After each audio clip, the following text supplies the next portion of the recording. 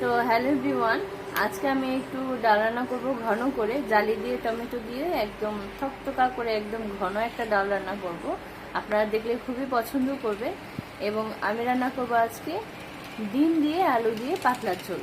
চলেন তাহলে আমরা রান্নাতে শুরু করি। আমি আজ ডালটাকে মাখো মাখো করে রান্না করব।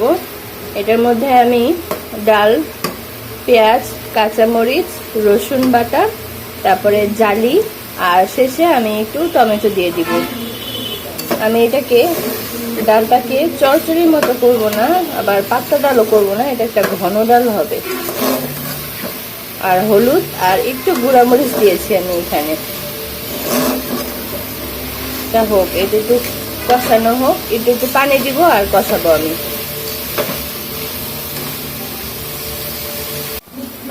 এখন আমি এটার মধ্যে অল্প একটু পানি দিব, দিয়ে একটু শুধু কষানোর জন্য আমি নিলাম। এটা একটু নরম হোক, একটু কষাই, আবার একটু পানি দিব।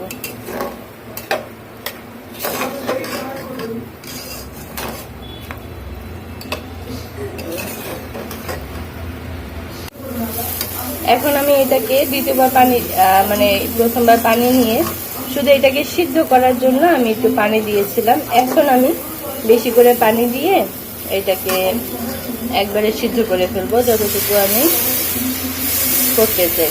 এটা আমি মোটামুটি পানি দিলাম। এটাকে আমি একটা থকথকে একটা ডাল করব শেষে। আর আমি এখন একটু টমেটো দিয়ে দিচ্ছি এটার ভিতরে। এই যে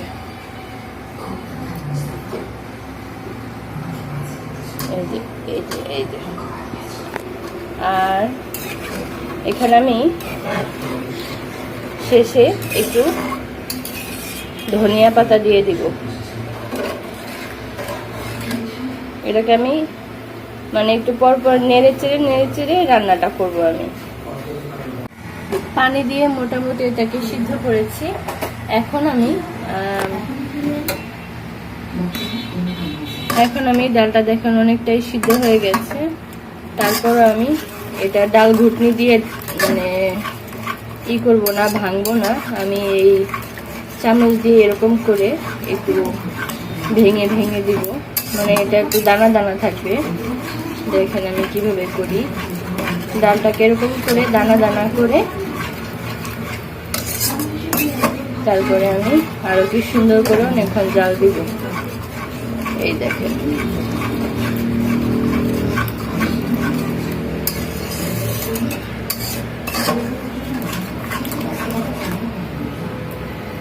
এখন এটা হয়ে গেল মোটামুটি একটা মাখো মাখো ডাল।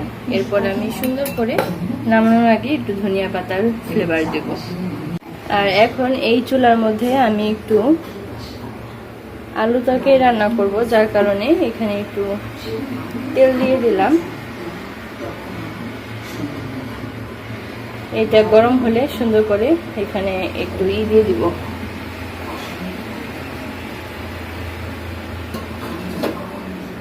ডিমটাকে ভেজে নিব।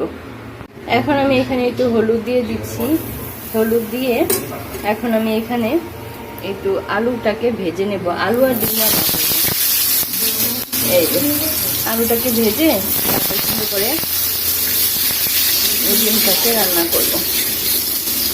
এটা আমি ভেজে উঠিয়ে নেই।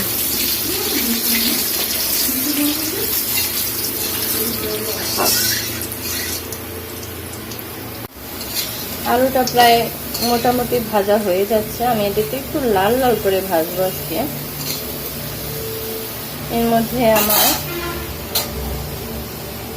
ডালটা প্রায় অনেকটাই হয়ে যাচ্ছে।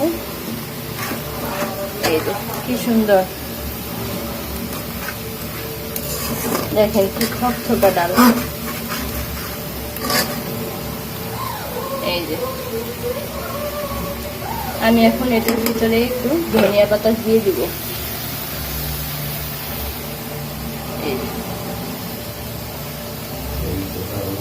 আমার ডাল কিন্তু রান্না করা মোটামুটি শেষই বলতে গেলে শেষ আমার ডাল রান্না করা।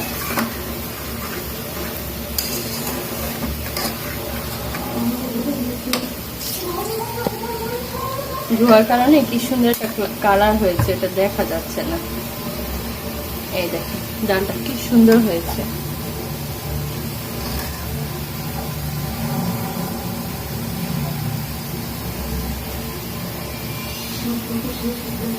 আচ্ছা, এর মধ্যে আমি এখন আলুটাকে তুলে নিই।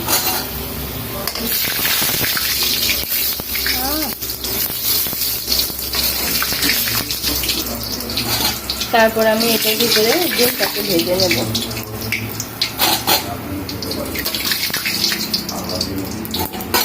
এখন আমি এটার ভিতরে ডিমটাকে দিয়ে দিই।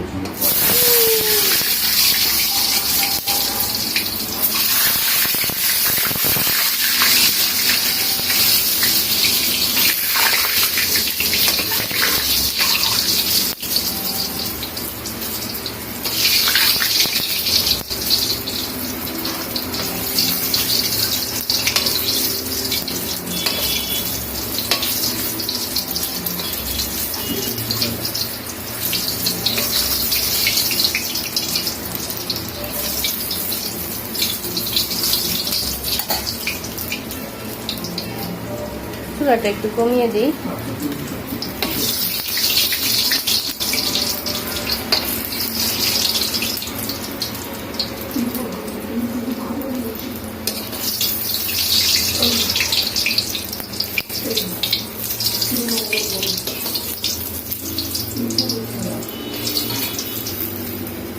ডিমটাকে তুলে নিচ্ছি।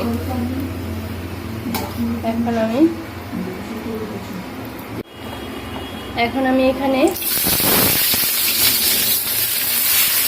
পেঁয়াজ দিয়ে দিচ্ছি আর সাথে দিচ্ছি মরিচ আর কয়েকটা দিই।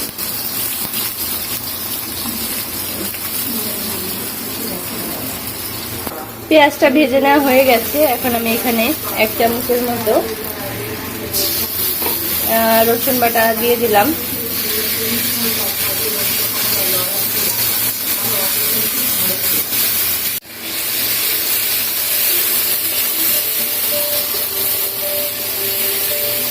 দিচ্ছি এখানে আধা চামচের মতো হলুদ,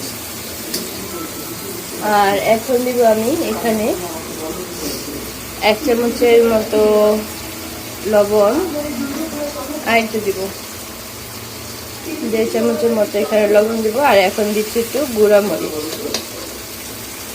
এখানে আমি দিচ্ছি 1 চামচের মতো গুঁড়া মরিচ, আর এখন আমি দিব এখানে আধা চামচের মতো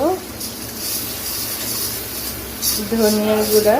আমি আর একটু গুঁড়া মরিচ দিচ্ছি এখানে, প্রায় আধা চামচের মতো। টোটাল গেল 1.5 চামচ, মানে এরকম ছোট্ট একটা চামচে, দেখেন ছোট্ট একটা চামচে 1.5 চামচ গেল গুঁড়া মরিচ। এখন এটাকে আমি সুন্দর করে একটু কষিয়ে নিই।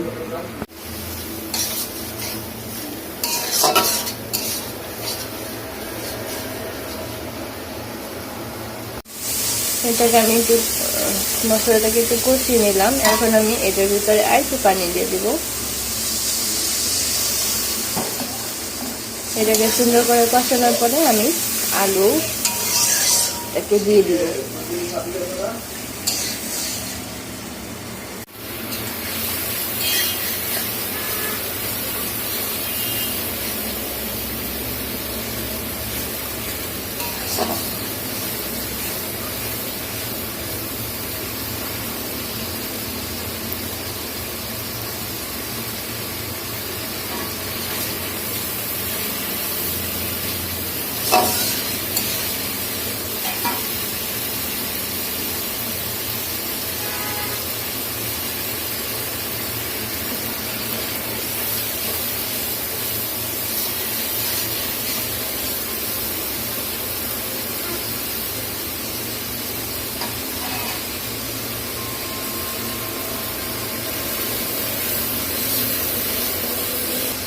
এখন আমি এটার ভিতরে আলুটা ভেজে রেখেছি সেটা দিয়ে দিলাম। আলু সিদ্ধ হলে আমি সুন্দর করে টমেটো আর ডিমটাকে দিয়ে দিব। আর আজকে আমি একটু পাতলা ঝোল করার চেষ্টা করব। আমি একটু ঢেকে রান্না করার চেষ্টা করি। এটা কমিয়ে দিন।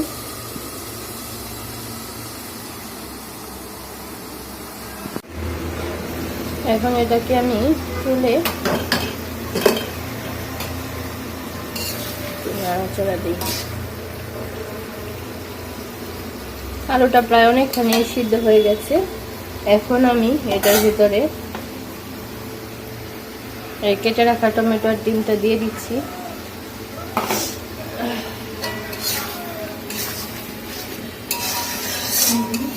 এখন আমি এখানে 2 মিনিট একটু নাড়াচাড়া কষানো করে তারপরে পানি দিয়ে দেব এটার ভিতরে।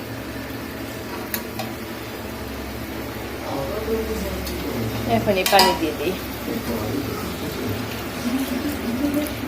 বেশি পানি দিলাম, আলুটা এর মধ্যে খুব সুন্দর করে সিদ্ধ হয়ে যাবে। এখন আমি এটাকে ঢেকে দিব।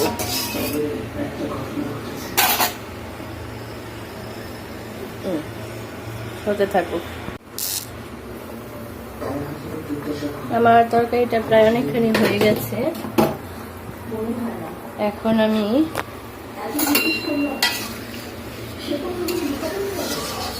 আর একটু জাল দিব, জাল দিয়ে তারপর নামিয়ে ফেলবো। এই যে এটা হচ্ছে ফাইনাল লুক। এটা একদম থকথকে, একদম ঘন ডাল।